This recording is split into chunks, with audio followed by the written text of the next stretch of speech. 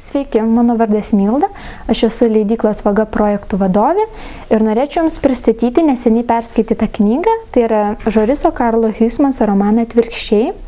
Kaip matote, romanas yra pasaulinės literatūros bibliotekos serijos dalis, o šią seriją leidykla Vaga leidžia nuo 1986 metų. Knygoje veiksmo iš tiesų yra nedaug, koncentruojamas į pagrindinį romano herojų Descentą, kuris pabėga nuo bodžios tikrovės ir rafinuotąją pojūčių pasaulį.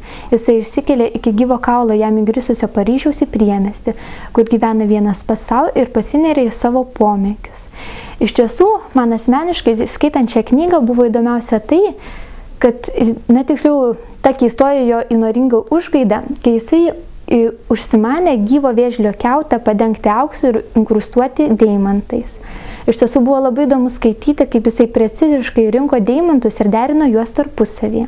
Žoriso Karlo Huysmanso romanas Atvirkščiai padarė didelį įtaką ne vienam rašytojui, tarp jų ir Oskarui Wildui. Manoma, kad kaip tik šį romaną Oskaras Wildas turėjo galvoje, aprašydamas Doriano Grėjaus portrete, kuris pakeria pagrindinį romano herojų.